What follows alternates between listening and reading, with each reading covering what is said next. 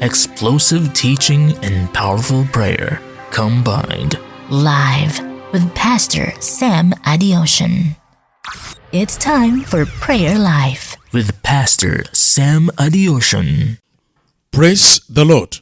Hallelujah. Ẹ jẹ́ a gbàdúrà.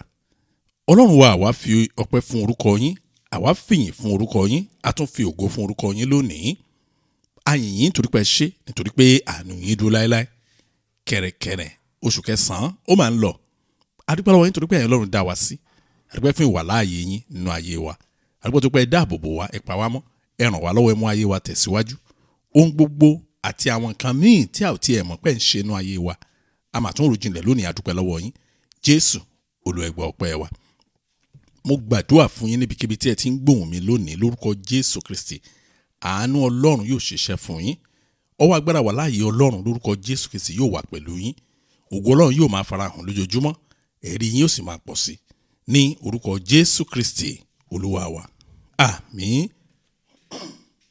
Tọ́ ẹ̀yin ọmọ Ọlọ́run, a máa dúpẹ́ lọ́wọ́ Ọlọ́run fún àǹfààní ọ̀tun ètí Ọlọ́run tó fún wa lónìí pé kájọ parapọ̀ ká gbàdúrà. A yìn Ọlọ́run lógo nítorí pé òun nìkan ni o, òun nìkan ni o. Láìsí Ọlọ́run nínú ayé wa, Ọlọ́run ló mọ ibi tí ayé wa ẹ̀ bá yọrí sí. Ìfilọ̀ méjì péré mo ní lónìí.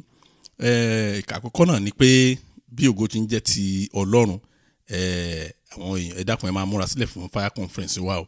Yóò jẹ́ àkókò ìfarahàn Ọlọ́run lágbára Jésù Kristi lójúkojú ni o. Yóò jẹ́ àkókò ìfarahàn Ọlọ́run. Àdúpẹ́ lọ́wọ́ ẹ̀yin èèyàn tí ẹ ràn wá lọ́wọ́ fún program náà. Mo sì gbàdúrà pé ire lórúkọ Jésù àti orí ọ̀fẹ́ bẹ̀ yóò wà fún yín lórúkọ Jésù. Bẹ́ẹ̀ ṣe mọ̀ tẹ́lẹ̀ tó bá pé a ti jọ ń gbàdúrà pọ̀ tẹ́lẹ̀. Ẹ mọ̀ pé ní ọdọọdún àwa máa ní ìdílé tiwa a máa ń gba àdúrà kan tá a pè ní àdúrà Yom Kippur. Ṣé rí a ti kọ́ ẹ̀kọ́ yẹn ti pẹ́.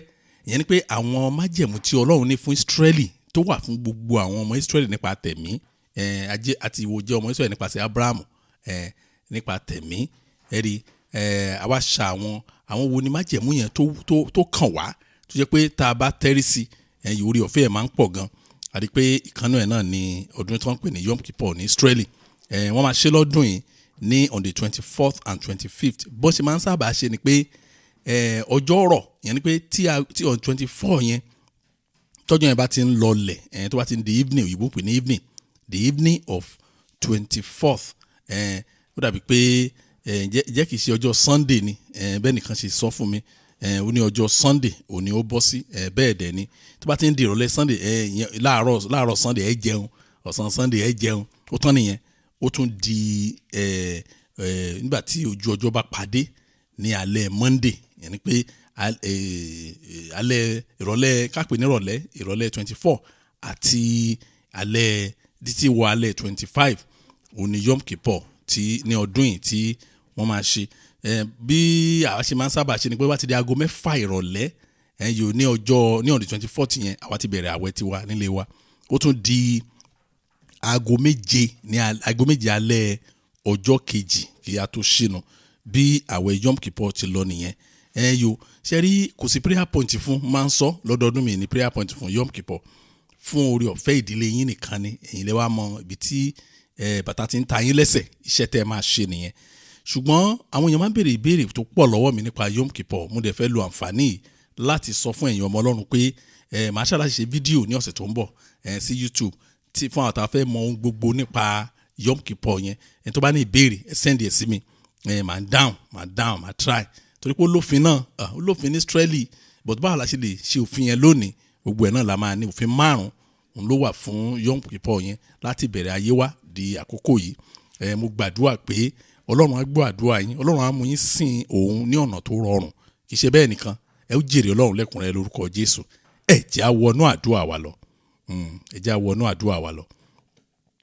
Kókó iṣẹ́ tá a ṣe lónìí ó ní mo pè ní àmì ìdánimọ̀, identification mark. Àmì ìdánimọ̀. Ẹ wò nínú Bíbélì, àìmọye ibi láti lè rí kà nínú Bíbélì níbi tí wọ́n ti dárúkọ àmì. Wọ́n ṣàmì sí nǹkan lára, wọ́n fàmì sára èèyàn fàmì sára ẹ̀. Àmì tó popular jù wá mọ̀ ó la pè ní àmì ẹranko náà, the beast. àmì 666 gbogbo ala ti gbọ́ ọ̀rọ̀ yẹn rí bí ọ̀pọ̀lọpọ̀ tí ẹ̀ mọ ìtumọ̀ ẹ̀ ọ̀pọ̀lọpọ̀ gan tó ń wàásù 666 ò ní òye ẹ̀ rárá ẹ̀rí àmì yẹn ló popular jù ṣe rí ọ̀rọ̀ dẹ̀ pọ̀ ń bẹ o ọ̀rọ̀ pọ̀ ń bẹ so wà ní fìyẹn gbà wá lákòókò ṣe rí kíní kan ni mo fẹ́ ká mọ̀ nípa àmì yẹn ń ṣiṣẹ́ tòótọ́ o àwọn èèyàn ò dẹ̀ fiyèsí wípé Sátánì ó gbọ́n ju èèyàn lọ ní gbogbo ọ̀nà Ọlọ́run nìkan ni ọgbọ́n wa o ẹjọ́ èèyàn ọmọ Ọlọ́run ẹ jẹ́ ká fi ọwọ́ tó lágbára mú àdúrà tòní mo bẹ̀ wá torí pé ó fẹ́ kan gbogbo ènìyàn gbọ̀ngbọ̀n now ẹ jẹ́ ká wá tẹ̀síwájú bí a bá ń gbà bóyá òye àdúrà yẹn a máa yé àwọn ènìyàn ẹ̀yin ọmọ Ọlọ́run fi àmì sí ara Káínì ṣùgbọ́n ọ̀pọ̀lọpọ̀ understand kí ni àmì yẹn gangan iṣẹ́ wo làmì yẹn ń ṣe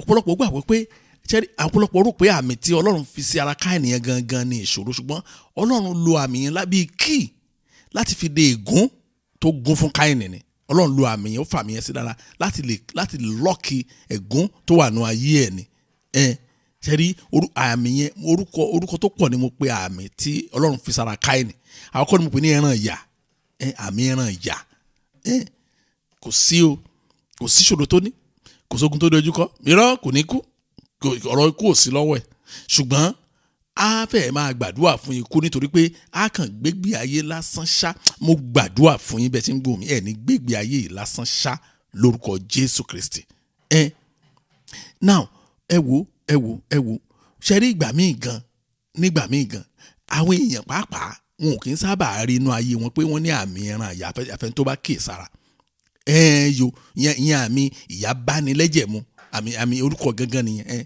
àmì ìyá báni lẹ́jẹ̀ mu irú àmì tó wà lára kéènì nìyẹn ó ń gbé ẹ̀gún ńlá ó ń gbé èrù síbẹ̀ kò kú ó dẹ̀ ń tẹ̀síwájú ó dẹ̀ ń ṣe nǹkan tó àwọn yòókù dẹ̀ ń ṣe ṣùgbọ́n tí ì rírí ni mọ́mì tí ì rírí kéèyàn máa sanra sínú ìyà tí ì gbọ́ rí now tẹ́ ẹ̀ bá gbọ́ yẹn rí ó yẹ kẹ́ ẹ mọ̀ kejì pé èèyàn á máa struggle burúkú nínú ayé ẹ̀ ṣùgbọ́n àwọn èèyàn máa wá bá ẹni tí ò tí tó ṣe ń wá 3,000 tó máa fi jẹun níbo adé kanlẹ̀kùn ní mọ́mì ẹ pẹ̀lẹ́ mà ẹ ra mà ẹ jọ ẹ̀yin máa help mi o mo kàn wájú mo wẹ̀yìn mo ní ìdí owó yẹn fún school fees àwọn ọmọ fẹ́ ṣe exam lọ́la mo rí pé kò sẹ́ni tó lè afford ẹ̀ bí kò ṣẹ̀yìn ẹ jọ ẹ jẹ́ kí ẹ bá mi wá bí 150,000 ẹni tó ń wá 3,000 kó fi jẹun wọn ò rí ìyá bá ní mo gbàdúrà ìyà ò ní bá yín lára mu lórúkọ Jésù Kristi ìyá bá ní lẹ́jẹ̀ mu òun máa ń pẹ̀lú àwọn èèyàn bẹ́ẹ̀ now kí ni àmì yẹn Genesis chapter 4 verse 12 bẹ́ẹ̀ sọ pé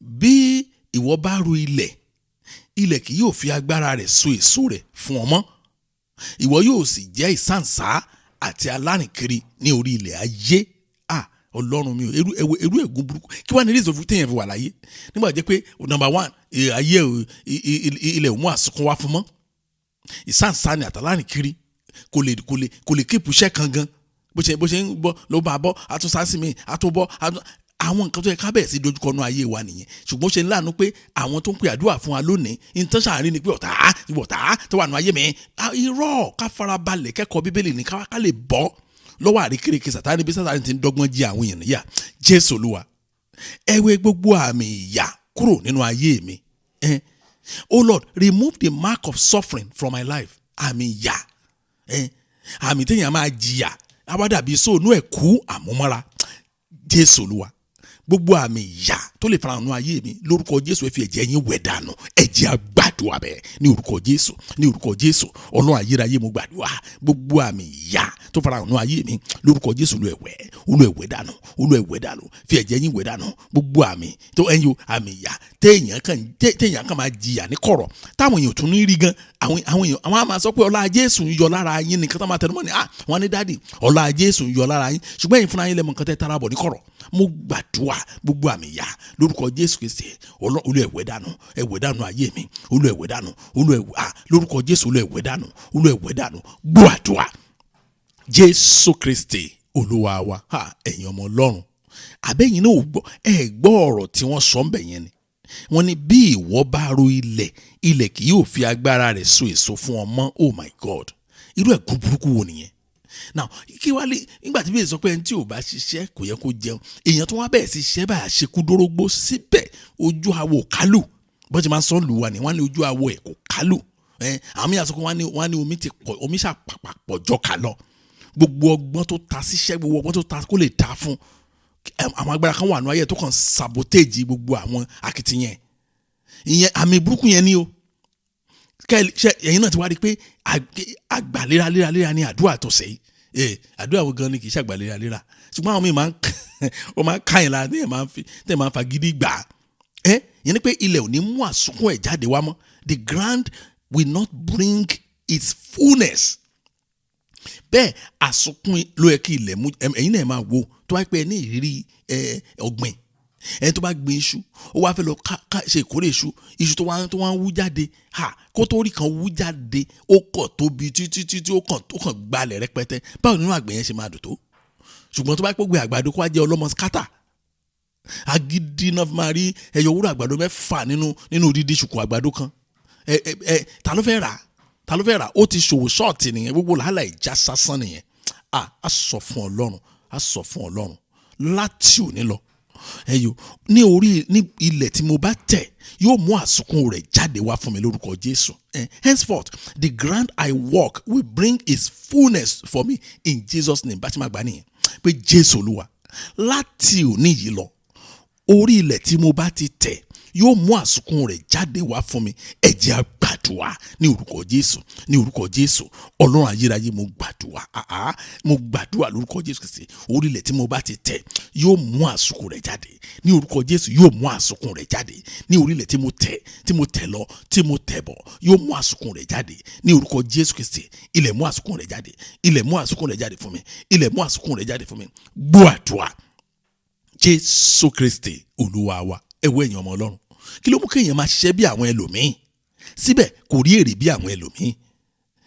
ààrẹ tó tún ṣiṣẹ́ ju àwọn ẹlòmíín lọ kò dẹ̀ rí èrè fún àwọn ẹlòmíín mo dẹ̀ máa ń sọ kíní kan fún àwa kìrìsìtẹ́nì mo ní ẹ má máa jẹ́ ká máa sọ pé ó nọ́mà àwọn abiyamọ wọn ọ̀rọ̀ mi máa yé wọn dáadáa nígbà tí èèyàn bá bímọ ọmọ yẹn o wọ́n dẹ̀ ti bí o ẹ kú ewu ọmọ wọ́n ṣe ní mi kọjá oṣù 6 ọmọ yìí ò máa lè ṣe ohunkóhun oṣù 9 ọmọ yìí ò máa lè jókòó oṣù 9 ìyá ọmọ wa ní àkọ́ ní mí ní ẹgbọ́n ṣé kò mí ní mí ní ṣé nǹkan ò ti rọ́pá sínú inú ayé ọmọ yìí ni á tún àdúrà yẹn gbà á tẹnumọ́ fún ayé wa láti òní lọ ẹ jẹ́ ká sọ pẹ̀lú ìgboyà ẹ jẹ́ ká sọ bí ìgbà tó jẹ́ pé àwa nìkan ni wọ́n ṣe ètò àdúrà yìí fún láti òní lọ orílẹ̀ tí mo bá tẹ̀ yóò mú àsunkún rẹ̀ wá fún mi láti òní lọ henceforth the ground I walk on will bring its fullness for me henceforth from today from this moment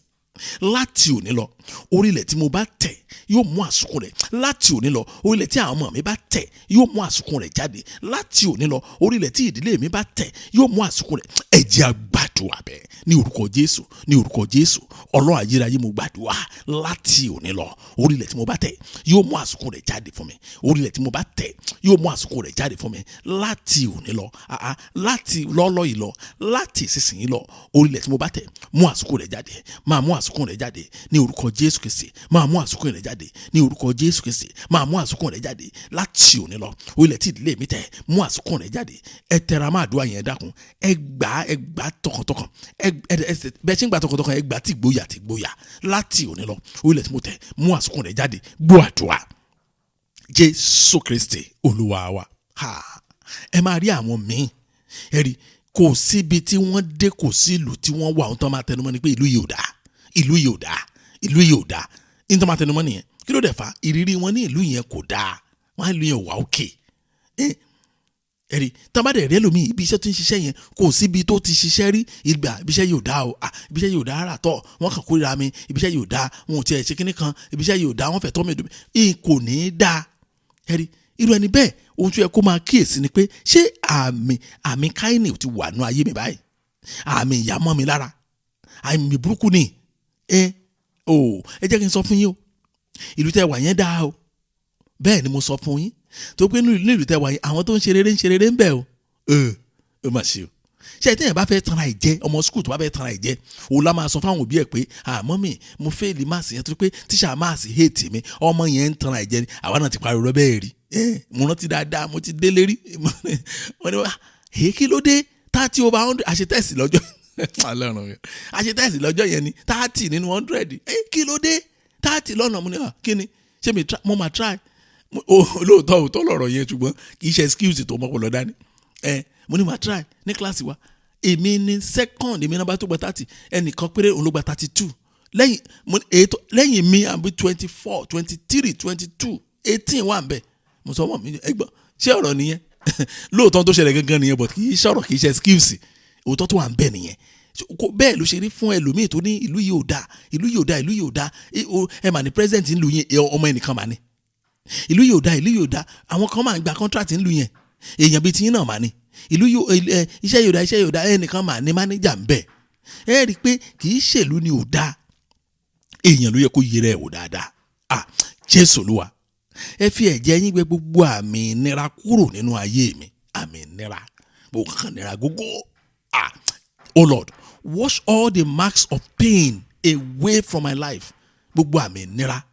ètò lè farahàn nínú ayé mi Olúwa fi ẹ̀jẹ̀ yín wẹ̀ dànù ẹ̀jẹ̀ àgbàdua ní orúkọ Jésù ní orúkọ Jésù Ọlọ́run ayérayé mo gbàdúrà àwọn àmì ìnira ètò lè farahàn nínú ayé mi Olúwa fi ẹ̀jẹ̀ yín wẹ̀ dànù àwọn àmì ìnira tó lè farahàn nínú ayé àwọn ọmọ mi Olúwa fi ẹ̀jẹ̀ yín wẹ̀ dànù wọn gba ìtura ní orúkọ Jésù wọn gba ìtura láti òní lọ mo gba ìtura lórúkọ Jésù mo gba ìtura gbogbo àmì ìnira lórúkọ Jésù ẹ fi ẹ̀jẹ̀ yín wẹ̀ dànù ẹ fi ẹ̀jẹ̀ yín wẹ̀ dànù Olúwa fi ẹ̀jẹ̀ yín wẹ̀ dànù lórúkọ Jésù ẹ fi ẹ̀jẹ̀ yín wẹ̀ dànù gbọ́ àdúrà Jésù Kristi Olúwa wa ẹ ò bá ṣe ń gbàdúrà yẹn àdúrà kan bọ́ sí mi lẹ́nu mo fẹ́ jẹ́ ká jọ tún àdúrà yẹn gbà á sọ fún Ọlọ́run pé gbogbo àmì ìnira nú ayé mi Olúwa ẹ wẹ̀ dànù láti òní lọ mo gba ìtura reprieve ló ń jẹ́ bẹ́ẹ̀ reprieve mo gba ìtura gbogbo ìnira nú ayé mi dópin mo gba ìtura ẹ jẹ́ á gbàdúrà ní orúkọ Jésù ní orúkọ Jésù Ọlọ́run ayérayé mo gbàdúrà láti òní lọ mo gba ìtura àwọn ọmọ mi gba ìtura iṣẹ́ mi gba ìtura ayé mi gba ìtura ọ̀nà mi gba ìtura ayé àwọn ọmọ mi gba ìtura ní ìdílé mi gba ìtura agba ìtura lónìí abọ́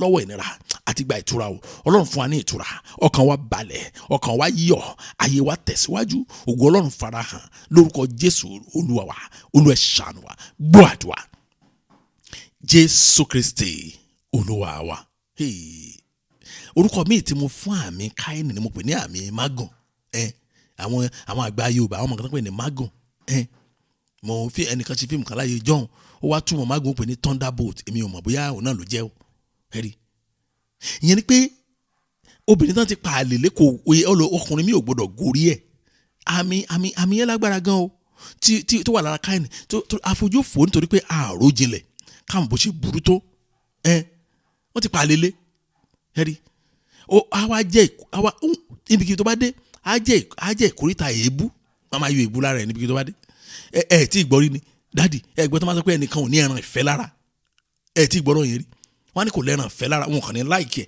àwọn tí ò dé láìkì ẹ̀ yẹn wọn mọ reason táwọn fi láìkì ẹ̀ máa bí lọ pé mo ní láìkì máa yẹn jàre kí ló dé tẹ̀ fi láìkì máa yẹn wọn ò ní rí ọ̀rọ̀ gidi kan sọ pàá tó fa àmì ló wà lára ẹ̀ rí àmì ẹ̀gàn a máa pẹ̀ gan èèyàn láì ní kò sí nǹkan tó ṣe wọn á kàn máa pẹ̀ gan ẹ̀ ṣá kò sí bó ṣe try fún wọn tó èébú ló máa gbà sí rí gbà mí wọn á tún fi ṣe yẹ̀yẹ́ àmì yẹn náà máa ń fa cheating nínú ayé ènìyàn nǹkan tó tọ́ sí yàn wọn á kàn cheat ẹ̀ ṣá ẹ̀bí tó ẹ̀ wọ́n á fi dùn kò sí nǹkan tó máa ṣẹlẹ̀ ṣùgbọ́n ikú o kò ní kú o ìrá kò sẹ́yìn lọ hospital àwọn tó yẹ pé ẹ̀rí tó rí bá ń fún àwọn ọmọ wọn gan ìṣẹ̀ tí wọ́n fi gbé àwọn ọmọ lọ hospital wa ní ẹ lọ ra paracetamol ẹ lọ mú paracetamol ẹ lọ mú tọ́ bá dẹ̀ mú àwọn máa tún máa ta bọ́nbọ́n ìyá bá wọn lára mu ó yẹ kẹ́ ẹ̀ kọ́ ni o ẹni tí mò ń sọ gan nìyẹn ẹ̀rí ṣùgbọ́n olùkàwé ló máa mọ̀ tiẹ̀ ń bẹ̀ èwo ló jẹ́ tèmi ṣé ìkórira ni ṣé kéèyàn ṣe wò lálàá kó má yọ ni ṣé ẹ̀gàn ni má pa ẹ̀gàn èèyàn ẹlòmíì wà tó bá ti wà níbi kan kò ní rí sọ́pọ́ọ̀tì àwọn èèyàn wọn á kàn máa gbógun ti ṣáà ni wọn á máa àdúrà tó yẹ kó tẹ̀rọ àmọ́ ni kó má dákẹ́ o á sọ fún Ọlọ́run gbogbo àmì èébú àmì ẹ̀gàn àmì ẹlẹ́yà àmì àrẹ́tọ̀ ẹni gbà àìrí ojú rere, àwọn àmì burúkú bá ṣe máa dárúkọ ẹ̀ nìyẹn, ẹ jáde nínú ayé mi lórúkọ Jésù. Bá dùn àṣẹ lọ ni. All marks of abuse, marks of reproach, marks of mockery, marks of cheating, get out of my life in Jesus' name.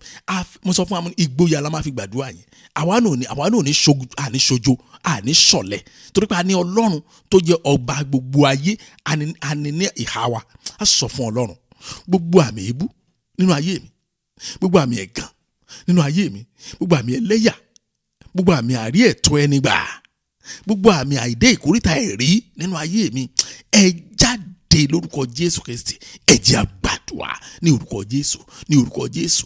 Gbogbo àmì èébú, gbogbo àmì ẹ̀gàn, gbogbo àmì ẹlẹ́yà, gbogbo àmì àìdé ìkórìtà ẹ̀rí lórúkọ Jésù Kristi, ó yẹ jáde, ó yẹ jáde, ó yẹ jáde, ó yẹ jáde, ó yẹ jáde, ó yẹ jáde. Gbogbo àwọn àmì ibi wọ̀nyí ó yẹ jáde ní orúkọ Jésù Kristi, ó yẹ jáde. Gbọ́ àdúrà Jésù Kristi Olúwa wa. Irọ́ ó sì ní kankan bẹ̀ yẹn o, torí pé ara àwọn àmì yẹn kan tó pé kì í ṣe pé a fi síbẹ̀ tó máa jáde. A gbọ́dọ̀ ṣe ìwẹ̀nùmọ́ fún ìmíì ní kí ẹ̀jẹ̀ Jésù kó wẹ̀ wá mọ́, kí ẹ̀jẹ̀ Jésù kó wẹ̀ wá mọ́. A tún tún àdúrà yẹn gbà. Sọ fún Ọlọ́run gbogbo àmì ìbú, gbogbo àmì ẹlẹ́yà, gbogbo àmì ẹ̀gàn, gbogbo àmì àìrí ẹ̀tọ́ ẹni gbà, gbogbo àmì ìfìyàjẹni láì nídìí, gbogbo àmì àìlédè ìkórìtà ẹ̀rí nínú ayé mi pátá, nínú ayé àwọn ọmọ mi pátá, nínú ayé ọkọ mi, nínú ayé aya mi pátá. Bá ṣe máa dárúkọ nìyẹn. A wá sọ fún Olúwa, fi ẹ̀jẹ̀ yín wẹ̀ dànù lónìí. Ẹ jẹ́ a gbàdúrà ní orúkọ Jésù, ní orúkọ Jésù. Gbogbo àwọn àmì ẹ̀gàn lórúkọ Olúwa, ẹ fi ẹ̀jẹ̀ yín wẹ̀ dànù nínú gbogbo àwọn àmì àwọn àmì ìbú, àwọn àmì ìfàsẹ́yìn, àwọn àmì ìdúró lójú kan nínú ìdílé mi lórúkọ Jésù Kristi. Olúwa, ẹ fi ẹ̀jẹ̀ yín wẹ̀ dànù, Olúwa, ẹ wẹ̀ dànù, Olúwa, ẹ wẹ̀ dànù, Olúwa, ẹ wẹ̀ dànù ní orúkọ Jésù. Olúwa, ẹ wẹ̀ dànù ní orúkọ Jésù. Olúwa, ẹ wẹ̀ dànù ní orúkọ Jésù. Olúwa, ẹ wẹ̀ dànù. Gbọ́ àdúrà ní orúkọ Jésù Kristi Olúwa wa. Ọ̀rọ̀ tí mo sọ lẹ́ẹ̀kan yẹn òótọ́ ni o. Àwọn àmì kan wà kí ṣe pé wọ́n fi síbẹ̀ o, wọ́n máàkì ẹni yẹn ni tí kò bá ṣe ìwẹ̀nùmọ́, irọ́ ni o. Ṣùgbọ́n kí lè díẹ̀ tẹ́ ẹ mọ̀ tó fi jẹ́ pé nínú Bíbélì wọ́n nílò wíwẹ̀ ìwẹ̀nùmọ́, torí pé àmì yẹn ní ìdí kan parẹ́. Jésù náà ṣe bẹ́ẹ̀ o. Ó sọ fún àwọn kan pé ṣe bá ó yá ẹ lọ wẹ̀. Kì í ṣe gbogbo àwọn tó wòsàn ló ní kàn wẹ̀. Àwọn kọ̀ọ̀kan wà tó ní kàn lọ wẹ̀ yẹn, pé Jésù ti identify àmì ara wọn pé wọ́n máàkì ẹ̀ ni wọ́n dẹ̀ gbọ́dọ̀ wẹ̀ dànù, wọ́n gbọ́dọ̀ fọṣẹ wẹ̀ dànù ni. Nǹkan tí bẹ́ẹ̀ yẹn ń sọ fún wa nìyẹn. Ṣẹ́rí táìmù tí Jésù ní kàn lọ, ṣùgbọ́n táìmù tá a wà yẹn kò sí ìwẹ̀ mọ́. Ìdí ni wípé kí Jésù kó tó kú lórí igi àgbélébù, kó tó jíǹde, ó ní ìwẹ̀ yẹn sì farahàn. Lẹ́yìn ìgbà tó ti ṣe sacrifice ara ẹ̀ tán, kò sí wẹ̀ mọ́. Ẹ̀jẹ̀ Jésù ló tún wẹ̀ èèyàn mọ́ láyé tá a wà yìí. Lẹ́yìn ikú àti àjíǹde Jésù, ẹ̀jẹ̀ Jésù ló tún lè wẹ̀ èèyàn mọ́. Ṣùgbọ́n torí pé Jésù tí kú kò tí ì jíǹde, ó sì ń sọ fáwọn èèyàn pé ẹ sì lọ wẹ̀. Wọ́n sì ń lo òfin ayé John fún wọn. Tábà wo jagunjagun kan ní Bíbélì, òun náà nílò, àìsàn ló ń ṣe o, ṣùgbọ́n wòlíì yẹn, Ọlọ́run ti fi hàn wòlíì yẹn wípé ó gbọ́dọ̀ wẹ̀ ni. Ṣé kò wẹ̀ rí ni? Ẹ̀yàn mọ́ Ọlọ́run, ṣé kò wẹ̀? Mo jẹ́rìí ẹ̀, ọlọ́lá ni, at least ó gbọ́dọ̀ máa wẹ̀ lẹ́ẹ̀kan lójúmọ́. Ṣùgbọ́n wọ́n tún ní kó lọ wẹ̀ again. Ṣùgbọ́n ìwé ilé ìwà jẹ́ ìwé tẹ̀mí. Bó ṣe ń wẹ̀, a fẹ́ wẹ̀ tẹ̀dánù kúrò lára ẹ̀ nìyẹn. 2 Kings chapter 5 verse 10. Bíbélì sọ pé ó ní Èlíṣà rán ìránṣẹ́ láti lọ sọ fún pé lọ wẹ ara rẹ ní ìgbà 7 ní odò Jọ́dánì. Ẹran ara rẹ yóò sì tún padà bọ̀ sípò, ìwọ yóò sì mọ́. Ṣé rí agbára Ọlọ́run níbẹ̀ yẹn? Ìyẹn sọ pé àwọn àmì kan wà jẹ́ pé a gbọ́dọ̀ fi ẹ̀jẹ̀ Jésù wẹ̀ dà. Ẹ̀jẹ̀ Jésù ló ń wẹ̀ nǹkan mọ́ nísìn. Torí kíkú àti àjíǹde Jésù ó ti eliminate ọ̀rọ̀ omi. Ẹ̀kọ́ Bíbélì mú sọ fún wa yẹn, kì í ṣe àkọ́sórí. Ohun tí Bíbélì sọ gangan nìyẹn. Ẹ̀yin ọmọ Ọlọ́run, a sọ fún Ọlọ́run báyìí pé Jésù Olúwa, ẹ fi ẹ̀jẹ̀ Jésù wẹ̀ gbogbo àìsàn inú ayé mi dànù. Ṣé ìgbà míì tá a fẹ́ gbàdúrà àìsàn, Jésù wò mí sàn, wò mí sàn, wò mí sàn, ọ̀tọ̀ nìyẹn. Ṣùgbọ́n ní ìkórìtà tá a wà tó bí à ń ṣe lórí àwọn àìsàn kan wà jẹ́ pé àmì ni wọ́n o. Bọ́n lògùn kò ní ṣiṣẹ́ o. Bọ́n gbé èèyàn sínú kán ṣe tẹ́sì 12, wọ́n á máa ní inconclusive. Ṣé kò tí ì ṣẹlẹ̀ rí ni? àìmọye àwọn èèyàn tí wọ́n á lọ ṣe tẹ́sì wọ́n á waste time lọ wọ́n á dúró wọ́n á ṣe tẹ́sì wọ́n á ní inconclusive wọn ò rí nǹkan kan. irú ẹni bẹ́ẹ̀ yẹ kó ti á mọ̀ pé kí ló dé máṣíìnì rí torí ti Mr. John torí Mrs. Johnson tó wá kú orí tèmi tó lóun ò rí nǹkan kan tó ní inconclusive kí ló fà á. láti pé máṣíìnì ti bàjẹ́ àwọn ìbéèrè tèmi máa ń bèèrè lọ ara tèmi nìyẹn tí mo máa mọ̀ pé ọ̀rọ̀ yìí ó nílò àdúrà. àwọn àìsàn kan wà bẹ́ẹ̀ tòótọ́ ẹ̀rí mọ́mí yẹn sọ fún mi wọ́n náà ṣe tẹ́sì títí fún wọn wọ́n náà kàn sọ pé kò sí nǹkan kan ẹni tó dẹ̀ ní kò sí nǹkan kan fún yín inú ìnira òun ló ti ń jayé báwo ló ṣe wá rí àmì kan wà lára ẹ̀ nìyẹn Jésù Olúwa ó dà pé mo ti pè ẹ jẹ́ sọ ní èdè Yorùbá fún àwọn ọmọ wa tó ń gbàdúrà Oh Lord, wash away all marks of sickness from my life.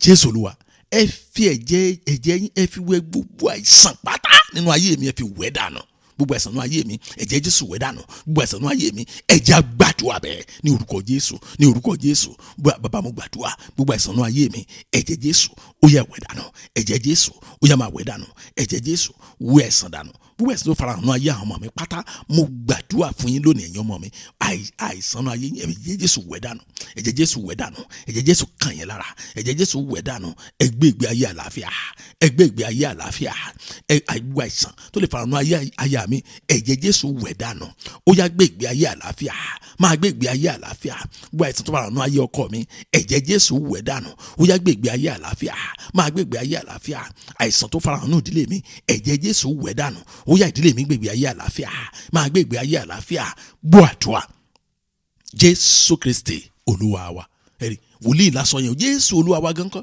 mo sọ fún alẹ́ kan nígbà tí kò tí ì jíǹde so òfin ayéjọ́ náà ló sì máa lu omi ló ní ánikẹ́lómi lọ wẹ̀ nínú omi ánikẹ́lómi lọ fọ ojú ẹ̀ nínú omi bẹ́ẹ̀ ni kì í ṣe gbogbo àwọn tó wòsàn òun ló sọ bẹ́ẹ̀ fún o àwọn kan àjẹ́ pé àwọn yẹn ló fọwọ́ kan Jésù Jésù ò fọwọ́ kan wọn àwọn kan àjẹ́sù ló gbọ́wọ́lé wọn àwọn kan àjẹ́sù sọ̀rọ̀ sínú ayé wọn ibi tó Jésù wà síbi tán wà jìnnà ó sì sọ ọ́ dẹ̀ rí bẹ́ẹ̀ ṣùgbọ́n à ń sọ̀rọ̀ nípa àwọn àmì tá a lè wẹ̀ dànù pẹ̀lú ẹ̀jẹ̀ Jésù lónìí ẹ̀rí ẹ̀yin ọmọ Ọlọ́run in the book of John chapter 9 verse 7 John chapter 9 verse 7 bíbélì wípé ó sì wí fún un pé lọ wẹ̀ nínú adágún Sílóámù ìtumọ̀ ọ̀rọ̀ yìí ni rán nítorí náà ó gba ọ̀nà rẹ̀ lọ ó wẹ̀ ó sì dé ó sì ríran imagine ẹni tójú ń dùn afọ́jú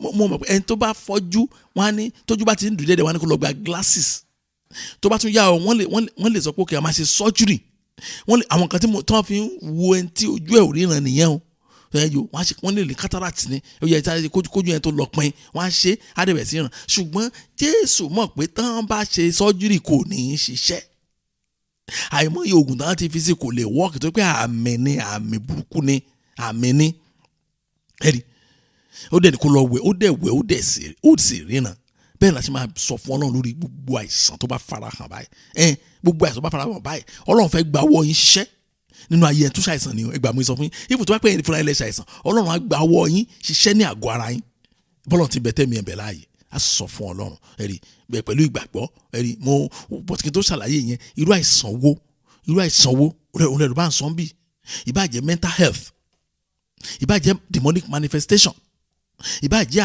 àìsàn ara tàbí àìsàn ẹ̀mí tàbí àìsàn ọkàn á sọ fún Ọlọ́run ẹ̀rí tẹ́ bá ní ẹni nítòsí ẹ̀sùn ọba ìkẹ́ gbọ́wọ́lé ẹ̀jẹ̀ ká gba practical prayer báyìí ẹ̀sùn ẹni ẹ̀ báyìí kẹ́ gbé ọwọ́ lé tí ẹ̀ bá rí nítòsí ẹ gbé fóònù mo sọ fún yín ẹ gbé fóònù yín jáde ìgbàgbọ́ ni ẹ gbé fóònù yín jáde kẹ́ ẹ retrieve fọ́tò ẹni yẹn kẹ́ gbé ọwọ́ lé orí fóònù yín bẹ́ẹ̀ tẹ́ bá pẹ́ ẹni fóònù yẹn ní hard copy ẹ ní fọ́tò yẹn hard copy ẹ lọ fàyọ níbi tẹ́ fi pamọ́ sí ẹ mú dání báyìí ẹ sọ fún Ọlọ́run ẹ fi sọwọ́ sí ẹ wá gbé ọwọ́ ọ̀tún lé tó bá pẹ́ ẹ̀yin fúnra yín òun ni àìsàn wà ní àgọ́ ara yín ọwọ́ yín ẹsẹ̀ lọ́lọ́run fẹ́ lò fún ìyanu ẹ gbé ọwọ́ lé bẹ́ẹ̀ a sọ fún Ọlọ́run a sọ fún àgọ́ ara yẹn pé gba ìwẹ̀nùmọ́ ẹ̀jẹ̀ Jésù lórí àìsàn wo ẹ wà dárúkọ ẹ sọ fún wọn ò kí ń respect àìsàn o ẹ lè sọ pé ẹ̀yin dádì ẹ̀yin bọ̀dá àìsàn rọ o that's why ẹ máa lọ sàn receive the cleansing of the blood of Jesus over your sickness. Bẹ́ẹ̀ ṣe máa sọ pẹ̀lú àṣẹ nìyẹn. Tẹ́ ẹ bá morúkọ àìsàn kẹ́ wá dárúkọ ẹ̀. Gba ìwẹ̀nùmọ́ ẹ̀jẹ̀ Jésù lórí àìsàn báyìí. Ẹ jẹ́ á gbàdúrà ní orúkọ Jésù, ní orúkọ Jésù. Mo dúró Kristi àpáta, mo sì gbàdúrà. Gba ìwẹ̀nùmọ́ ẹ̀jẹ̀ Jésù lórí àìsàn. Gbogbo àìsàn tó fara hàn, àìsàn tinú, àìsàn inú ẹ̀jẹ̀, àìsàn ọkàn, àìsàn ìwé, àìsàn kidney, àìsàn orí, àìsàn inú egungun, àìsàn inú ọ̀rá, lórúkọ Jésù Kristi. Ó yá gba ìmúláradá, ó yá gba ìmúláradá. Ìwẹ̀nùmọ́ ẹ̀jẹ̀ Jésù lórúkọ Jésù Kristi lórí àìsàn yìí. Ó yá olú ẹ̀dá ẹ̀jẹ̀ yín sí, olú ẹ̀dá ẹ̀jẹ̀ sí, ó yá gba ìmúláradá ní orúkọ Jésù. Gba ìmúláradá. Tó bá pẹ́ àwọn ọmọ yín ni ẹ gbé ọwọ́ lé wọn sẹ́ẹ̀. Mo tó bá pẹ́ ẹ̀yin fúnra yín ni ẹ gbé ọwọ́ lé bẹ̀. Ọwọ́ yẹn gangan tẹ gbé yẹn gangan lọ́nà fẹ́ gbà ṣiṣẹ́ ibẹ̀ lọ́nà agbára Jésù fẹ́ gbà wọlé sínú ayé yín. Tó bá pẹ́ ẹni tó bá pẹ́ kò sí nítòsí ẹ retrieve fọ́tò ẹ̀kẹ́ gbé ọwọ́ lé.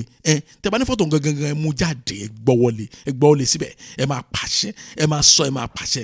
Ìmúdáradá ṣẹlẹ̀ o, ẹ̀rí máa pọ̀ o. Bẹ́ẹ̀ bá ṣe náà nìyẹn o, tí ẹ̀rí dẹ̀ ń jáde o, tí ẹ̀rí ńláńlá ń jáde, ẹ̀rí tó ń bá yẹn lẹ́rù o, ẹ tẹra mọ́ ẹ gbàdúrà. Ẹ má dúró ẹjọ́, ẹ má gbàdúrà yẹn lọ. Gbọ́ àdúrà. Jésù Kristi Olúwa wa. Mo fẹ́ ká tún àdúrà yẹn gbà. Ẹ dákun.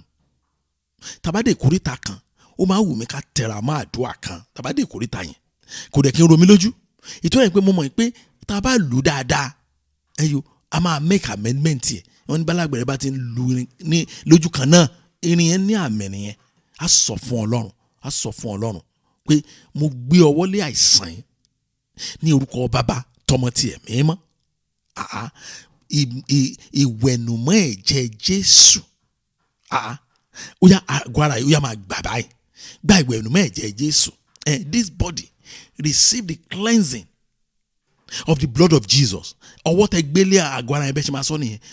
Ara tí mo gbé ọwọ́ lé, ó yá gba ìwẹ̀nùmọ́ ẹ̀jẹ̀ Jésù lórúkọ Jésù. Ẹ jẹ́ á gbàdúrà ní orúkọ Jésù, ní orúkọ Jésù. Ara tí mo gbé ọwọ́ lé, ó yá gba ìwẹ̀nùmọ́ ẹ̀jẹ̀ Jésù.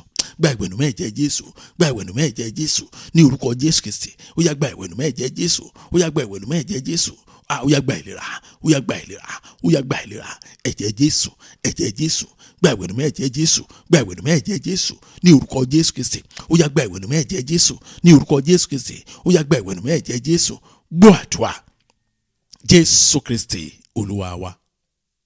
Àwọn àmì kan wà tá a fiyèsí o. Àwọn àmì àgọ́ ara bíi tattoo, bíi gbẹ́rẹ́, àfiyèsí o. Àṣẹ àwọn nǹkan kan wà tá a kì í fiyèsí, ó dẹ̀ máa ń dùn mí gẹ́gẹ́ bí Kristẹni pé kí ló tá a máa fi mójú kó nú àwọn nǹkan báwọn wọ̀nyí. Ẹ wò, tí Bíbélì bá ní àwọn ọmọ ẹ̀ ká má ṣe nǹkan fún àǹfààní wa ni, tá a bá ṣe ohun tó ń ṣẹlẹ̀ sáwọn tó ń ṣe á ṣẹlẹ̀ sí wa. Àdúrà ọ̀ràn, deliverance ọ̀ràn, ẹ̀tàn ní gbogbo ẹ̀. Ìgbà mo sọ fún yín, Bíbélì sọ pé ká má kọ́ ìwà wọn kèfèrí. Tá a bá kọ́ ìwà wọn kèfèrí kọ́, àmì ọ̀ràn àdàmú wa, àwa ni à ń lọ deliverance. Ṣé ìpá ń tan ara wa jẹ? Torí pé Ọlọ́run ní ọ̀rọ̀ tóun bá ti sọ fún wa báyìí kò ní padà sọ́dọ̀ òun, ó máa ṣe ṣáà ni. Ẹnìkan ní don't worry, I will do deliverance, you will be delivered, and ẹ má tan ara yín jẹ. Torí pé ńgbà téèyàn bá ní ìṣòro kan tó wá pé ìṣòro ẹ nípasẹ̀ ẹ̀ṣẹ̀ ni, ẹ lè gbàdúrà healing fẹ́ nìyẹn mọ́. Fún àpẹẹrẹ kárẹ̀ nìkan má dà báyìí, true ìdárẹ̀ tí ò dá yẹn, ẹ̀ṣẹ̀ ló dẹ̀ lead sí àìsàn yẹn. Ẹ ní gbàdúrà Olúwa múládá rẹ̀ ò ní dá. Ohun tẹ́ máa gbàdúrà ni pé Olúwa dárí ẹ̀ṣẹ̀ jì ẹni. So a gbọ́dọ̀ mọ oògùn tó yẹ ká fún àwọn nǹkan kan nínú ayé wa. Òótọ́ tí tó wà bẹ́ẹ̀ gangan ni. Ẹ̀rí Bíbélì sọ̀rọ̀ yẹn o. Àwọn èèyàn lónìí ẹ̀rí pé tattoo ti wá ó ti di fashion. Nítorí ẹ̀dùn mi báyìí ni pé àwọn èèyàn ò mọ ìtumọ̀ ẹ̀. Ṣé a lot of us ní tá a bá mọ̀ túmọ̀ ẹ̀ a máa ń dáwọ́lé. Èmi dẹ̀ kẹ̀rí rọ́ o. Tí nǹkan bá yé mi dáadáa ẹ̀ ní rí mi bẹ̀. So mo máa ń ṣa nǹkan tí mo fẹ́ ṣe ni. Ẹ̀rí láyé ìgbà tí Bíbélì tí wọ́n kọ̀rọ̀ yẹn sínú Bíbélì yẹn, nǹkan mẹ́ta òun ni tattoo tàbí gbẹ́rẹ́ òun ló signify láyé ìgbà yẹn. Àkọ́kọ́ bẹ̀ ni pé ní àwọn ancient culture kan, ó jẹ́ àmì ọ̀fọ̀. Àwọn tọ́fọ̀ bá ṣẹ̀yàn tó máa rí tattoo lára èèyàn, ọ̀fọ̀ tó ṣẹ́ ìkúnlẹ̀ àbíyamọ nírú ọ̀fọ̀ bẹ́ẹ̀ máa ń jẹ́. Now another culture nígbà yẹn, wọ́n máa ń lo tattoo yẹn ẹ̀rí gẹ́gẹ́ bí àmì ẹrú. Ẹni tẹ́ ń wò yìí o, ẹrú ni o, ẹrú tán ti tà fẹ́rú for life ni o, ẹrú for life. Wọ́n máa ń fi tattoo sí wọn lára nígbà yẹn, nígbà tí wọ́n kọ̀rọ̀ yẹn, culture ìgbà yẹn nìyẹn. ìkẹta culture kan wà ní Egypt nígbà yẹn, àwọn tó bá ti fi tattoo sí lára wọ́n á fi tattoo òrìṣà sí lára. Ohun tí tattoo yẹn òrìṣà yẹn ń sọ fún òrìṣà yẹn ni pé ẹni tá fi tattoo òrìṣà sí lára yìí o, òrìṣà báyìí báyìí ló ní o, ó dẹ̀ lè claim ẹ̀ anytime. Ẹjọ́ nínú nǹkan mẹ́ta tí mo sọ yẹn, èwo ló yẹ kéèyàn yín Bible gẹ́gẹ́ bí ìwà nínú gbogbo ẹ̀. Ó dàbí mọ́mí yẹn sọ mi àwọn làwọn ò mọ títí ọmọ yẹn tẹ̀sí lọ ṣe tattoo àwọn ò tiẹ̀ mọ̀ níwẹ̀ Ọlọ́run jẹ́ kẹ́ ẹ mọ̀, Ọlọ́run á ràn yín lọ́wọ́. Mo ní ṣé mi sọ fún yín lọ́jọ́ tẹ́ ẹ sọ mi pé torí ọmọ lẹ ṣe ń ṣiṣẹ́ pé ọ̀rọ̀ burúkú lọ̀rọ̀ yẹn má bá wọn sọ bẹ́ẹ̀ mọ́ tẹ́ ẹ bá mi jiyàn. Kí ló dẹ̀ fà á ọmọ mi iṣẹ́ ní 24/7 if wọn ò mọ̀ ròyìn ẹ mọ̀ kí ẹ má mọ̀ ròyìn wọn mọ̀ kan tó ń lọ lù rárá, wọn ò gbọ́ ìròyìn rí, iṣẹ́ ni wọ́n á tún kọ́ ti bòmí ojú ọ̀nà náà ti ń jẹun, wọ́n á tún kọ́ kí ló dé tẹ́mi jẹ́ wọ́n torí ọmọ rẹ̀ torí ọ̀rọ̀ burúkú lẹ sọ yẹn ẹ má sọ yẹn létí ẹ má repeat ẹ létí mi mọ́, kò ṣe torí ọmọ lẹ ti ń ṣẹ́ o, ẹ gbà bí mo sọ fún yín, ẹ wáyé ní tìyín lọ́tọ̀ ẹ dẹ̀ ń ṣiṣẹ́ fún láti meet àwọn obligations kọ̀ọ̀kan kì í ṣe pé torí ọmọ tó bá pé torí ọmọ lẹ ń ṣiṣẹ́ ẹ gbà sára yìí net kẹ́ kó fún àwọn ọmọ yín kán lọ ṣe bọ́ ti fẹ́ ṣe wọ́n ní ìyẹn ò ṣe é ṣe mo ní kí ló dáa fẹ́ sọ pé torí ọmọ lẹ ẹ wá àyè kẹ́ ṣe nǹkan tó yẹ fún àwọn ọmọ wọ̀nyí o. ẹ wá já wọn kí mi wá wo ọmọ mi mo lọ́mọ mi wo ìwọ ń bẹ̀ mo rẹ̀ sí àwọn rárá àwọn ọmọ wọn ẹ wà mọ̀tà láàrin ọmọ yín àtọmọ tèmi ni kí lẹ̀ ń sọ Yorùbá wèrè sí kí ló ṣẹlẹ̀ wọ́n ní àwọn ya wọ́n bá fi fọ́tò yẹn hàn mí wọ́n láwọn ya fọ́tò tattoo tó ṣe ibi tó sùn sí làwọn ti rí tattoo yẹn lórí ọyàn mo ní lórí ọyàn ayé mi o mo ní ẹ kúṣẹ́ Ọlọ́run á ràn yín lọ́wọ́ papọ̀ ẹgbẹ́ family ni wá so mo lè sòótọ́ fún wọn Ọlọ́run á ràn yín lọ́wọ́ papọ̀ ṣé mi sọ fún yín ìtura ọmọ lẹsẹ ń ṣiṣẹ́ continue ẹ máa ṣiṣẹ́ yẹn lọ. Ẹ ti gbà pé òwe Yorùbá sọ pé ọmọ tá a kọ́ ló máa gbélé tá a kọ́ta ẹ gbọ́ òwe yẹn rí ẹ jinú oorun yín ẹ̀yin ọmọ Ọlọ́run dẹ̀ sọ fún àwọn ọmọ ẹ̀ wípé Leviticus chapter 19 verse 28 ó ní ẹ má ṣe tìtorí òkú gé ibì kankan nínú ẹ̀yà ara yín ẹ kò sì gbọdọ̀ sín gbẹ́rẹ́ kankan èmi ní Olúwa. Mọ́mì ṣe ẹ̀ sí gbẹ́rẹ́ báyìí ẹ̀yin náà ẹlòmíì ò lè ka ìgbẹ́rẹ́ agbárí ẹ̀ mọ́, ẹlòmíì ò lè ka ìgbẹ́rẹ́ tó wà lọ́rùn ẹ̀, ẹlòmíì níbàdí ẹlòmíì lẹ́sẹ̀ ẹ̀yìn lọ́rùn ẹsẹ̀ àìmọye gbẹ́rẹ́ lójoojúmọ́ àdẹ̀pẹ̀rẹ̀ ní kìrìsìtẹ́nì. Àwọn kìíní yẹn àmì ìsìnrú ni o, àmì ọ̀fọ̀ ni o, wọ́n lè ti ta ayé ẹni yẹn fún òrìṣà kan. Ẹni tí Bíbélì sọ nìyẹn èmi ò dẹ̀ dáùtù ẹ̀rí. Òun ló fà lónìí tẹ́fìrí kìrìsìtẹ́nì wọ́n á gbàdúrà tí bí ẹni máa kó wọ́n á gbà wẹ̀ still ohun tó dé bá wọn continue. Àwọn kan tó yẹ kí ìsẹ́ni máa wò nìyẹn o, àwọn kí ni mo ti fi kún ayé mi, kí ni mo ti fi kún báwa ṣe ń wo tiwa nìyẹn o, òótọ́ tó wà ń bẹ nìyẹn. A sọ fún Ọlọ́run Jésù Olúwa ẹ fi ẹ̀jẹ̀ yín ẹ fi pa gbogbo àmì kámì ẹ̀yọ tí mo fi kún àgọ́ ara mi ẹ fi ẹ̀jẹ̀ yín pa wọ́n rẹ́ gbogbo àmì kámì tí mo fi kún ara mi. Every mark that I've added to my body mo ti fi kún bẹ́ẹ̀ ṣe máa lu ọ̀rọ̀ yẹn tí mo fi kún mo á di ẹ̀ mo á gbà kì í ṣe bọ́lá ṣe dá mi nìyẹn èmi ni mo lẹ stika burúkú mọ́ra mi. Ẹlòmíì dẹ̀kẹ̀rẹ̀ àwọn òbí ẹ̀ ló lẹ̀ mọ́ ọ̀gán ò mọ̀, ẹlòmíì ẹsẹ̀ ẹ̀ ló fi rìn lọ́bí tán ti gbẹ́rẹ́ tó ṣe yéò how ìwọ ló tún ṣe how yáò àwẹ̀ ìnira náà fi mutí náà ṣá á sọ fún Ọlọ́run. Every mark that I've added to my life wash it away by your blood or neutralize it by your blood. Ẹ sọ́dá láì lágbára gbogbo àwọn àmì kámì tí mo ti fi kún àgọ́ ara mi Olúwa fi ẹ̀jẹ̀ yín sọ wọ́n di aláìlágbára lórí mi. Ẹ jẹ́ gbàdúrà bẹ́ẹ̀ ní orúkọ Jésù gbogbo àmì kámì tí mo ti fi kún àgọ́ ara mi ẹ̀jẹ̀ Jésù lórúkọ Jésù Olúwa ṣàánú fún mi lónìí gbogbo ẹ̀jẹ̀ Jésù Olúwa sọ àwọn àmì náà di aláìlágbára ẹ sọ wọ́n di aláìlágbára ẹ fi ẹ̀jẹ̀ yín sọ wọ́n di aláìlágbára ẹ neutralize wọn gbogbo àwọn àmì kámì tí mo ti fi kún ayé mi Olúwa ṣàánú fún mi gbọ́ àdúrà Jésù Kristi Olúwa wa. Nǹkan téèyàn gbọ́dọ̀ fi yan gàn láyé ẹlòmíì a máa fi tẹ́ bá rí ẹlòmíì ààrẹ àkànṣe ẹ wo wọ́n máa ń sọ̀rọ̀ kan Ọlọ́run dáríjì o ọ̀rọ̀ tèmi máa ń yàtọ̀ àti ẹ̀gbọ́n àwọn òyìnbó tán ṣe tattoo ó ṣàpàpà hàn lára wọn ó hàn èwo ni èèyàn dúdú tó dúdú kọríkọrí ẹ̀yìn tágọ̀ ara ẹ̀ dúdú ràkọ̀ràkọ̀ tó tún ṣe tattoo tó yẹ pé béèyàn ò bá lògò kó ranjú mọ́ kò lè rí kí ni fashion nú ẹ̀ kẹ́ ẹ̀ bá mọ̀ pé àmì burúkú ni o òótọ́ tó wà bẹ́ẹ̀ nìyẹn o ara ìdí ẹ̀ nìyẹn tẹ́ fi rí pé ó dàbí pé ẹ̀mí òkun ní agbára jù láì ẹ̀mí òkun dẹ̀ lágbára àwa la wá sí level wọn ẹ̀rí Ọlọ́run ò gbé wa bẹ́ẹ̀ gbogbo àmì ìsìnrú, àmì ọ̀fọ̀, àmì òrìṣà ní àgọ́ ara mi, mo jẹ́wọ́ rẹ̀ pé ẹ̀jẹ̀ Jésù wẹ̀ dànù. bẹ́ẹ̀ ṣe máa gbà nìyẹn, ẹ máa confess ẹ̀, ẹ máa sọ bẹ́ẹ̀ torí pé ẹ confess ẹ̀ náà òun lẹ fi gbà á. mi ní ká lọ fi bíléèdì họ ara yín kúrò, ìyẹn kọ́ ni mò ń sọ, ṣùgbọ́n ẹ̀jẹ̀ Jésù ó lè wẹ̀ dànù, ó lè sọ di aláìlágbára, ó lè sọ di aláìníláyé lórí ayé yín. All marks of slavery, of mourning, of idol on my body, I confess it that they are washed away by the blood of Jesus. bá ṣe máa gbà ní gbogbo àmì ìsìnrú, gbogbo àmì òrìṣà, gbogbo àmì òfò, gbogbo àmì òfò ní àgọ́ ara mi lórúkọ Jésù Kristi, mo jẹ́wọ́ rẹ̀ pé ẹ̀jẹ̀ Jésù wẹ̀ dànù. ẹ̀jẹ̀ àgbàdua ní orúkọ Jésù, ní orúkọ Jésù. Ọlọ́run àjẹráyé, gbogbo àmì ìsìnrú, gbogbo àmì òrìṣà, gbogbo àmì òfò, gbogbo àmì òfò èyí tó ń bẹ ní àgọ́ ara mi lórúkọ Jésù Kristi, ẹ̀jẹ̀ Jésù wẹ̀ dànù, ẹ̀jẹ̀ Jésù wẹ̀ dànù, ẹ̀jẹ̀ Jésù sọ di aláìlágbára, ẹ̀jẹ̀ Jésù sọ di aláìlágbára, ẹ̀jẹ̀ Jésù sọ di aláìlágbára, ẹ̀jẹ̀ Jésù wẹ̀ dànù, ó wẹ̀ dànù, ó wẹ̀ dànù, ó wẹ̀ dànù lórí ayé mi, ẹ̀jẹ̀ Jésù wẹ̀ dànù lórí ilé mi, ẹ̀jẹ̀ Jésù wẹ̀ dànù lórí àwọn ọmọ mi, ẹ̀jẹ̀ Jésù wẹ̀ dànù gbogbo àmì kámi èyí tó wà níbẹ̀ lórúkọ Jésù Kristi, ẹ ṣàwárí ẹ lónìí, ẹ sọ di aláìlágbára. Gbọ́ àdúrà Jésù Kristi Olúwa wa. Àwa dé kórè ta kan nínú àdúrà wa yìí tó jẹ́ pé àwa kílèmù àmì Jésù. Mọ́mí yẹn ní ṣe Jésù Ọlọ́run mi o, Jésù ní àmì, torí pé àṣẹ Bible study ni bá fi hàn yín wípé àmì 666 tẹ́ ẹ̀ ń gbọ́ yẹn counterfeit àmì Jésù ni.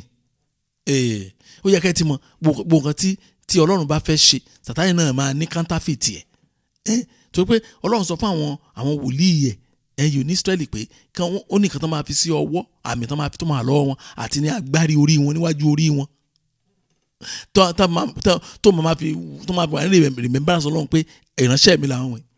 Oní Sátánì náà lò that same logic ló lò wípé àwọn tó ń fẹ́ sọ di tòun ẹ̀yìn wọ́n á ní àmì lẹ́yìn ọwọ́ tàbí níwájú orí, àmì 666 ìkan náà ní. Mọ Sátánì ayédèrú master fúnra ẹ̀. ẹ̀rí Jésù náà ní àmì nínú ìwé Galatians chapter 6 verse 17. Oh my God, mo mà like ibẹ̀ yẹn o. Ó ní from now on let no one trouble me, for I bear in my body the marks of the Lord Jesus. Oh my God. Ṣé ti rí díẹ̀ bẹ́ẹ̀ yẹn tí mo ṣe ti rí àwọn àṣírí bẹ́ẹ̀ ni mo sọ fún yín pé ẹnìkan àwọn àzọ mi pé òun á pa yín jẹ, òun á jẹ́ kí n ṣe má ti o lẹ́wọ̀n á lọ ń gbàdúrà lé lórí. Ẹ lọ ń gbàdúrà tó pé ẹnìkan tó kún máa pa yín jẹ, àbí kó ń tọ̀ ń wọlé kó sùn kó má ronú gidi sùn kó sáré wá kí yín láàárọ̀ kùtùkùtù ọjọ́ kejì kó máa dọ́gbọ́n ojú yín mọ́ra. Má ṣe àdìsọ agbára nù ló fà á. Ẹ̀rí Yorùbá ẹni ó ní láti ìsinsìnyí lọ kí ẹnikẹ́ni má ṣe yọ mí lẹ́nu mọ́, nítorí èmi ń ru àpá Jésù kiri ní ara mi. Múláàgbé ìgbé ṣe sọ, èmi ń ru àmì Jésù kiri ní ara mi. Àmì Jésù gbọ́dọ̀ wà lára yín lónìí. Mọ́mí ẹ gbọ́dọ̀ kó lábẹ́ àdúrà kí àmì Jésù kó máa hàn gàdàgbà nínú ara. Tí ò bá ti hàn, àdúrà yín ò tí ì tán, ẹ tún tẹra mọ́ àdúrà, ẹ máa gbà léraléra. Eléyìí kì í ṣe àdúrà tán gbà lẹ́ẹ̀kan lójúmọ́ o, àdúrà tán gbà léraléra, hourly prayer ni. Ẹ tó bá ní ààyè, tó bá ní àǹfààní, mọ́mí ìjọ tẹ bá free, tẹ́ ẹ lọ bí iṣẹ́, ẹ fi ṣe ọjọ́ àdúrà àti àwẹ̀ kẹ́ wá gbà ní hour of prayer, àwọn àkókò àdúrà kẹ́ fi gbà á. Ẹ rí bí Ọlọ́run ṣe máa turn life yín. Oh God, ẹ wo bí ayé yẹn bá da èèyàn mọ̀ fúnra ẹ̀. Mi tí ìgbọ́rí kẹ́nìkan sọ pé mọ́mí ẹ̀rí páyé yín ti ń da ẹ̀ ń tán lẹ̀ láyé ẹ̀ ń da òun gan fúnra ẹ̀ ò mọ̀. So irọ́ o, èèyàn máa ń fìlì ìgbé ayé rere ni. Ẹ̀rí bí a ṣe káyìn la ṣe máa gbà ládùúgbà láti òní lọ kí ẹnikẹ́ni má ṣe yọ mí lẹ́nu mọ́, nítorí àmì Jésù ń bẹ lára mi. Ṣe pé ìgboyà ẹni tó sọ̀rọ̀ ìgboyà ló fi sọ. Ẹ má sọ pẹ̀lú ìbẹ̀rù o, ẹ sọ bí ìgbà tó jẹ́ pé gbogbo amúníṣà yí àtọ̀run náà kó lè yín lọ́wọ́ lẹ́yìn o. Ẹ rí pé irú ẹni mẹ́rin ó máa ń bold ni. Henceforth let no one trouble me, for I bear the marks of Jesus on my body. láti òní lọ kí ẹnikẹ́ni má ṣe yọ mí lẹ́nu mọ́ nítorí àmì Jésù ó ń bẹ lára mi. Ẹ jẹ́ a gbàdúrà ní orúkọ Jésù, ní orúkọ Jésù. Láti òní lọ kí ẹnikẹ́ni má ṣe yọ mí lẹ́nu mọ́ nítorí àmì Jésù ó ń bẹ lára mi. Láti òní lọ kí ẹnikẹ́ni má ṣe yọ àwọn mi lẹ́nu mọ́ nítorí àmì Jésù ń bẹ lára wọn. Láti òní lọ kí ẹnikẹ́ni má ṣe yọ aya mi lẹ́nu mọ́ nítorí àmì Jésù ń bẹ lára rẹ̀. Láti òní lọ kí ẹnikẹ́ni má ṣe yọ ọkọ mi lẹ́nu mọ́ nítorí àmì Jésù ń bẹ lára rẹ̀. Láti òní lọ kí ẹnikẹ́ni má ṣe yọ ìdílé mi lẹ́nu mọ́ nítorí àmì Jésù ń bẹ lára ìdílé mi. Ẹ tẹra mọ́ àdúrà yìí, ẹ gbà, ẹ dákun ẹ gbà àdúrà yìí. Láti òní lọ ẹnikẹ́ni kó má ṣe yọ mí lẹ́nu mọ́ torí àmì Jésù ń bẹ lára mi. Láti òní lọ ẹnikẹ́ni ò ní yọ mí lẹ́nu mọ́. Láti òní lọ ẹnikẹ́ni ò gbọdọ̀ yọ mí lẹ́nu mọ́ torí àmì Jésù ń bẹ lára mi. Olúwa sọ mí di ẹ̀rù, sọ mí di ẹ̀rù, sọ mí di ẹ̀rù fún àwọn ọ̀tá, sọ mí di ẹ̀rù, sọ mí di ẹ̀rù. Gbọ́ àdúrà. Jésù Kristi Olúwa wa. Ẹ wò bá ṣe ń gbàdúrà yẹn, èyí mà ti máa ọmọ tèmi mọ́. Àmọ́ ẹ̀yin inú mi dùn bẹ́ẹ̀ yín náà ṣe mú àwọn ọmọ yín mọ́, ṣùgbọ́n mo fẹ́ fi pé àdúrà gangan báyìí. Mo fẹ́ ká dojú àní bá àwọn ọmọ ṣí àdúrà yìí mọ́. Ẹ wò tí àdúrà tẹ́ fẹ́ gbà yìí tó bá ṣẹ lórí àwọn ọmọ yín, ìsinmi dé bá yín nìyẹn, ìfọ̀kànbalẹ̀ dé bá yín nìmọ̀. Ẹ kàn máa wo ẹ̀yìn wò nípa Olúwa mà dúpẹ́ o, lálàá mi ò mà já sásán o, Olúwa mà dúpẹ́ wà àwọn ọmọ mi, àwọn ṣáà ọmọ mi náà lélẹ́yìí. Ẹ wò kọ́rọ̀ mi lè yín dáadáa, ẹ lọ béèrè lọ́wọ́ ìyá tó ṣe lára lórí ọmọ ẹ̀ tọ́mọ ẹ̀ wá ṣe graduation tó ṣe graduation tó wà níbẹ̀ tó present. Ẹ máa bí ìyá ẹ̀ ṣe máa proud tó. Ẹ máa bàbá tó ṣe lára lórí àwọn ọmọ ẹ̀ tán wá díjọ graduation kó jẹ́ pé òun náà fún lága wájú. Ẹ máa wò bẹ́ẹ̀ ẹ̀rín ṣe máa gbé ẹ̀kẹ́ ẹ̀. Ní tí mò ń sọ gangan nìyẹn pé tí òbí bá rí àṣeyọrí àwọn ọmọ ẹ̀ kò sí owó tó lè rà irú ayọ̀ bẹ́ẹ̀ mo dẹ̀ fẹ́ kẹ́ claim lónìí lọ́wọ́ Ọlọ́run. Láti òní lọ kí ẹnikẹ́ni má ṣe yọ àwọn ọmọ mi lẹ́nu mọ́ nítorí àmì Jésù ń bẹ lára wọn. Ẹ fẹ́ bẹ̀rẹ̀ sí gbádùn ọmọ yín látọ̀, ẹ máa wo mọ́mí, ẹ máa wo dáàdì, ẹ fi iye sọ̀rọ̀ tí mo sọ yìí o. Mo ní lẹ́yìn àdúrà ẹ fẹ́ bẹ̀rẹ̀ sí gbádùn àwọn ọmọ yín lọ́nà ọ̀tun débi pé ẹ á wù yín láti dedicate ayé yín fún Ọlọ́run lọ́tun. Henceforth let no one trouble my children, for they bear the marks of Jesus on their bodies. Láti òní lọ kí ẹnikẹ́ni má ṣe yọ àwọn ọmọ mi lẹ́nu mọ́ nítorí àmì Jésù ń bẹ lára àwọn. Ẹ jẹ́ a gbàdúrà ní orúkọ Jésù, ní orúkọ Jésù. Láti òní lọ kí ẹnikẹ́ni má ṣe yọ àwọn ọmọ mi lẹ́nu mọ́. Láti òní lọ kí ẹnikẹ́ni má ṣe yọ àwọn ọmọ mi lẹ́nu mọ́ torí pé àmì Jésù ń bẹ lára wọn. Àmì Jésù ń bẹ lára wọn o. Láti òní lọ ẹnikẹ́ni ò ní yọ àwọn ọmọ mi lẹ́nu mọ́. Láti òní lọ ẹnikẹ́ni ò ní fọwọ́ kan àwọn ọmọ mi fún ibi. Láti òní lọ ẹnikẹ́ni ò ní ipá àti agbára láti yọ àwọn ọmọ mi lẹ́nu mọ́ torí pé àmì Jésù ń bẹ lára wọn. Àmì Jésù ń bẹ lára wọn. Àmì Jésù farahàn lára wọn. Àmì Jésù ń bẹ lára wọn. Àmì Jésù yọ sí wọn lára. Àmì Jésù farahàn nínú ayé wọn. Àmì Jésù gbọ́ àdúrà. Jésù Kristi Olúwa wa. Ọlọ́run mi o tọ́ ẹ̀yọ́ wọ́n ti ń signal sí mi, wọ́n ní mo fẹ́ kó dàbí ọ̀sẹ̀ tó kọjá. Ẹ̀yọ́ àdúrà àánú wa olùkùbà jẹ́ ká lọ gbàdúrà àánú wa. Ẹ dákun jẹ́ ká lọ síbi tí àdúrà àánú wa wà. Ẹ tí mo bá ṣe ń gbàdúrà àánú wa ó simple gan. Àdúrà yẹn simple. Bá ṣe máa gbà náà ni pé olúkúlùkù á lọ sí ọ̀dọ̀ Ọlọ́run báyìí. Kí ni àwọn nǹkan kan tí ẹ fẹ́ jẹ́ kí Ọlọ́run kó ṣe? Ẹ̀yin lẹ mọ̀ o, èmi ò lè mọ̀ o. Ṣẹ́rí àwọn àdúrà tá a gbà yìí tọ́lọ́run fi sí mi lọ́kàn lèmi gbà yìí o. Ṣùgbọ́n tẹ́ bá ní ọ̀rọ̀ àjọsọ́kàn ẹ̀ pẹ̀lú Ọlọ́run àsìkò lélẹ̀ ó yẹ bẹ̀ sí ẹ mú ni ẹ má dùn díẹ̀ nìkan tẹ́ bá ti gbọ́ pé ẹ já lọ sínú àdúrà nù wa ẹ máa gbàdúrà lọ. Ẹ̀yin tẹ́ ẹ bá ti bá wa gba àdúrà nù bóyá first time tẹ́ ẹ join wa rè níta kàn máa ń ṣe ni pé a máa ń change posture wa. Bóyá ẹ jókòó látàárọ̀ ni ẹ dìde fú tàbí kẹ́ ẹ kúnlẹ̀. Bóyá ẹ kúnlẹ̀ látàárọ̀ ni ẹ jókòó tàbí kẹ́ ẹ dọ̀bálẹ̀ tàbí kẹ́ ẹ máa rìn. Ẹ ṣáà change posture yín. Ẹ wá máa bèrè nǹkan tẹ́ fẹ́ lọ́wọ́ Ọlọ́run. Ẹ máa bèrè bẹ́ẹ̀ bá yẹ kó ṣe sí. Bẹ́ẹ̀ máa fi ẹ̀dùn ọkàn yín hàn. Ẹ̀yin ohun tẹ́ ẹ lè sọ fún ẹnikẹ́ni ó yẹ bẹ́ẹ̀ sì sọ fún Ọlọ́run báyìí. Ẹ má dákẹ́ o. Ẹ máa gbàdúrà. Ẹ máa gbàdúrà. Ẹ máa gbàdúrà. Ẹ máa gbàdúrà. Ẹ tẹra máa dúà yìí. Ẹ jọ̀ọ́ ẹ gbà tẹ̀bẹ̀tẹ̀bẹ̀ ẹ gbà tẹkùtẹkùn. Ẹ gbà pẹ̀lú ọkàn nínú ọkàn lọ́hùn. Ẹ sì ní ìgbàgbọ́ pé Ọlọ́run ti ṣe. Ẹ ní ìgbàgbọ́ pé ẹ̀yin l'Ọlọ́run fẹ́ dá lóhùn lónìí. Ẹ ní ìgbàgbọ́ pé ẹ̀yin l'Ọlọ́run fẹ́ fọwọ́ kàn lónìí. Ẹ tẹ̀síwájú àdúrà yẹn. Ẹ jẹ́ kí ọkàn yín kó rọ̀ mọ́ Ọlọ́run. Ẹ máa gbàdúrà lọ. Jésù, Jésù, Jésù, Jésù, Jésù, Jésù. Gbọ́ àdúrà. Jésù Kristi Olúwa wa. Ẹ jẹ́ a gbàdúrà. Ọlọ́run wa àwa yìn orúkọ yín lọ́pọ̀lọpọ̀ fún orí ọ̀fẹ́ àkànṣe ìtàrí lọ́dọ̀ yín. A yìn yín nítorí pé ṣé nítorí pé àánú yín ìyẹn dúró láéláé. Àjúbà yín nítorí pé ẹ̀yin ni Ọlọ́run nítorí pé ẹ̀ ń gbọ́ àdúrà ẹ̀ ń dáhùn àdúrà ẹ̀ sì ń ṣeré inú ayé àwọn ènìyàn. Olúwa ẹ gbà ọpẹ́ wa. Jésù Olúwa ẹ gbà ọpẹ́ wa. Ayérayé Olúwa ẹ gbà ìyìn wa. Mo gbàdúrà fún yín gbogbo àmì tí kìí ṣe àmì Jésù nínú ayé yín. Gbogbo àmì tí kìí ṣe àmì Jésù nínú ayé àwọn ọmọ yín, gbogbo àmì tí kìí ṣe àmì Jésù nínú ayé ọkọ yín, gbogbo àmì tí kìí ṣe àmì Jésù nínú ayé aya yín, gbogbo àmì tí kìí ṣe àmì Jésù ní ìdílé yín lápapọ̀, ní orúkọ Jésù, ẹ̀jẹ̀ Jésù wẹ̀ dànù lórúkọ Jésù.